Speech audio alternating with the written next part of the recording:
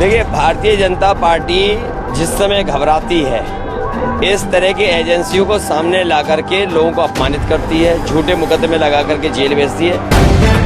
The live TV, सच सबसे आगे। नमस्कार, द लाइव टीवी देख रहे हैं आप। आपके साथ मैं हूं आदित्य कुमार। भारतीय जनता पार्टी जब बौखला जाती है, जब उसको कोई रास्ता नहीं सूझता, तो सरकारी एजेंसियों का दुरुपयोग करना शुरू कर देती है। सीबीआई, ईडी, आईटी इन सबको भेज देती है। उत्तर प्रदेश के चुनाव से पहले भी यह करने की कोशिश की और एक बार फिर से यही करने की कोशिश की है। दरअसल ईडी ने नवाब मलिक को गिरफ्तार कर दिया है। यह खिसियाहट है जो साफ तौर पर समझ में आती है। नवाब मलिक को दाऊद इब्राहिम मनी लॉन्ड्रिंग मामले में ईडी ने गिरफ्तार कर लिया है। और गिरफ्तार क्यों किया है आप जानते हैं। यह वही नवाब मलिक हैं जिन्होंने भारतीय जनता पार्टी के मंसूबों को नाकामयाब कर दिया था, इनके एजेंटों के मंसूबों को नाकामयाब कर दिया था। ये वही नवाब मलिक हैं जिन्होंने परत दर परत समीर वानखेड़े की एक एक कुंडली खोलकर रख दी थी। जो समीर वानखेड़े शाहरुख खान के बेटे को टारगेट करने की कोशिश कर रहा था, आयरन खान को, उसके मंसूबों को नाकामयाब किया नवाब मलिक ने। नवाब मलिक ने सीधे तौर पर एक एक बात लिखकर सामने रख दी थी, एक एक साक्ष्य सामने रख दिए थे, जिसके बाद से भारतीय जनता पार्टी की एक ना चली। भारतीय जनता पार्टी ये शायद सोच रही थी कि समीर वानखेड़े के कंधे पर बंदूक रख के हम बहुत बड़ा खेल कर जाएंगे, लेकिन कोई खेल नहीं हो पाया। जब जब भारतीय जनता पार्टी को ऐसा लगता है कि अब दाल नहीं गिरने वाली, जब जब भारतीय जनता पार्टी को लगता है कि हमारा जो है तिकड़म नहीं भिड़ने वाला, तब तब भारतीय जनता पार्टी सरकार की तरफ से इस तरह की चीजें की जाती है। आप हरियाणा चुनाव ले लीजिए, आप उत्तर प्रदेश का चुनाव देख लीजिए, किस तरह से आईटी और ईडी के छापे पड़ रहे थे, किस तरह चीजें निकलकर सामने आ रही थी। वो सब कुछ बताती हैं किस तरह से काम किया जाता है, किस तरह सरकारी एजेंसी काम करती हैं। लेकिन आप इस मामले को समझिए। इस मामले में अखिलेश यादव ने भी बड़ी बात कही है। अखिलेश यादव ने नवाब मलिक के अरेस्ट होने के बाद सीधे तौर पर आकर कहा कि बीजेपी जब घबराती है, सरकारी एजेंसियों से विपक्षियों को अपमानित करती है। जरा सुनिए कि अखिलेश यादव ने किस तरह से पोल खोल कर रख दी। देखिए, भारतीय जनता पार्टी जिस समय घबराती है, इस तरह की एजेंसियों को सामने ला करके लोगों को अपमानित करती है, झूठे मुकदमे लगा करके जेल भेजती है।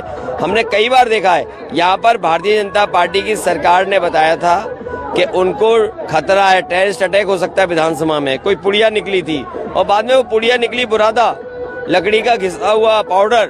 तो ये भारतीय जनता पार्टी के लोग कुछ भी कर सकते हैं, किसी को भी अपमानित कर सकते हैं। तो देखा आपने, अखिलेश यादव भी साफ तौर पर कर रहे हैं। बीजेपी जब हारने लगती है, जब उसको कुछ समझ नहीं आता, कुछ सूझता नहीं है, तो इस तरह सरकारी एजेंसियों का दुरुपयोग करना शुरू कर देती है। आपने देखा कैसे दाल नहीं गलने दी महाराष्ट्र में भारतीय जनता पार्टी की।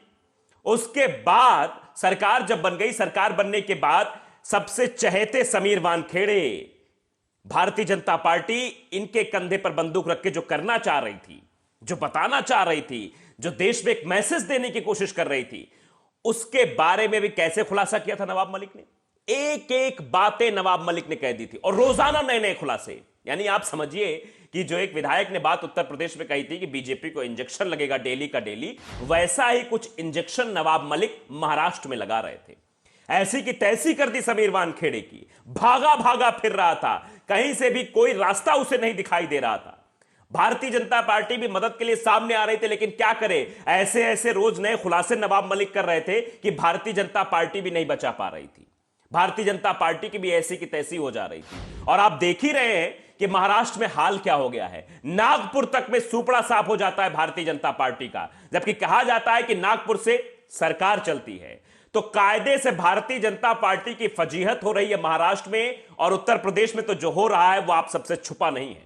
आप देख रहे हैं किस तरह से चौथे चरण में कम मतदान हुआ है और 3 चरण जहां जहां हुए वहां बंपर वोटिंग हुई है। बंपर वोटिंग इसलिए हुई क्योंकि वहां भारतीय जनता पार्टी का पुरजोर विरोध था। तो ये सब चीजें इशारा करती हैं कि भारतीय जनता पार्टी को कुछ समझ नहीं आ रहा है, दिमाग खराब हो गया है बड़े बड़े नेताओं का। क्यों?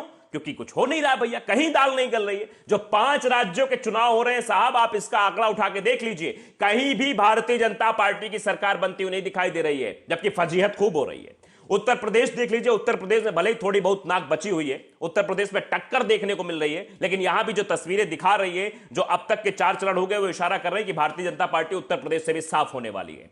उत्तराखंड साफ ही है, उत्तराखंड के बाद अगर पंजाब आप जाइए, पंजाब में तो भारतीय जनता पार्टी के कुछ सीट नहीं आ रही है। मतलब जो वहां सर्वे और बता रहे थे वो ये इशारा कर रहे थे कि एक सीट पा जाए बहुत बड़ी बात है। मतलब एक सीट के लिए पंजाब में तरस रहे हैं। गोवा में बड़े बड़े मंत्रियों ने इस्तीफा इनके मुंह पर दे मारा भारतीय जनता पार्टी वालों के कि नहीं चाहिए भारतीय जनता पार्टी की सरकार, हम नहीं करेंगे काम आपका, हम कहीं और किसी पार्टी में जाकर चुनाव लड़ेंगे। वहां भी कांग्रेस का दबदबा बरकरार है। अब बताइए क्या बचा है भारतीय जनता पार्टी के पास? कुछ नहीं। इसके बाद अब ये सब चीजें करने की कोशिश कर रहे हैं। नवाब मलिक पर यह कार्रवाई सीधे तौर पर दर्शाती है कि एक तरीके से सत्ता का दुरुपयोग और सरकारी मशीनरी का गलत इस्तेमाल किया जा रहा है, सरकारी एजेंसियों का गलत इस्तेमाल किया जा रहा है। किस तरह से सरकारी एजेंसियां ऐसा काम करती हैं आपने देखा था। उत्तर प्रदेश के चुनाव से पहले भी यही हुआ, हरियाणा के चुनाव से पहले भी यही हुआ। जब जब भारतीय जनता पार्टी को लगता है कि अब हमसे कुछ नहीं हो पाएगा, अब तो भैया हालत खराब हो रही है, अब हर जगह चुनाव हार रहे हैं, तो उसके बाद ये तिकड़म अपनाया जाता है। उसके बाद ये चीजें की जाती हैं। किसी को भी टारगेट करने के लिए फर्जी मामलों में, फर्जी मुकदमों में फंसाया जाता है। ये बात आपने देखा कि अखिलेश यादव ने भी कहा कि किस तरह से जो है फर्जी मुकदमों में फंसाने का काम भारतीय जनता पार्टी करती है। तो आप समझिए कि लोकतंत्र में आवाज दबाने की कोशिश भारतीय जनता पार्टी द्वारा की जा रही है। लोगों को बोलने का मौका नहीं दिया जा रहा है। यानी जो इनके खिलाफ बोलेगा, जो इनके नुमाइंदे की पोल खोलेगा, जो उसकी हालत खराब कर देगा, तो इनको बड़ी पीड़ा हो जाएगी, बड़ा कष्ट हो जाएगा। उसके बाद उसको टारगेट कर लेंगे। ये कैसे भी करके, कभी ना कभी करके हम सरकारी एजेंसियों को लगा देंगे और किसी भी तरीके से टारगेट करके हम नवाब मलिक पर कार्रवाई कर देंगे। हम उस व्यक्ति के पर कार्रवाई कर देंगे जो हमारे खिलाफ या हमारे नुमाइंदे खिलाफ खूब बोल रहा था, खूब उसकी पोल खोल रहा था। तो यही चीजें महाराष्ट्र में देखने को मिली है। अब इसका जो है इस्तेमाल भारतीय जनता पार्टी उत्तर प्रदेश के चुनाव में करना चाह रही कि ये है, वो है, ऐसा है, वैसा है, ये चीजें हो रही है, वो चीजें हो रही हैं, ईडी फीडी ये सब दिखाने की कोशिश हो रही है। ये सिर्फ और सिर्फ चुनाव को प्रभावित करने के लिए किया गया है। ये दर्शाने के लिए किया गया है कि उत्तर प्रदेश में थोड़ी सी इज्जत बच जाए। तो आप देखिए किस तरह से नवाब मलिक को डराने की कोशिश की जा रही है, उनके पर कार्रवाई करने की बात की जा रही है। नवाब मलिक ने सीधे तौर पर कहा कि हम गिरफ्तार हो गए हैं लेकिन डरेंगे नहीं, हम लड़ेंगे और जीतेंगे। यह बात नवाब मलिक ने साफ तौर पर कही।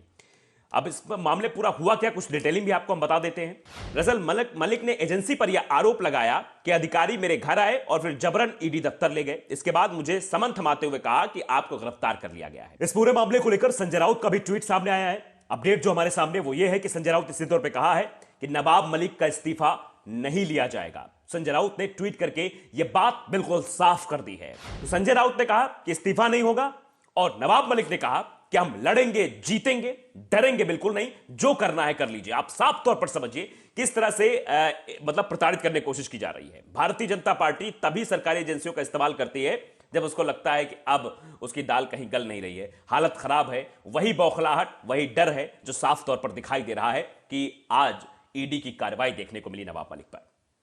लाइव टीवी को अगर आपने सब्सक्राइब नहीं किया, सब्सक्राइब जरूर करिए, बेल आइकन दबाइए ताकि सच खबर आप तक पहुंचती रहे। नमस्कार।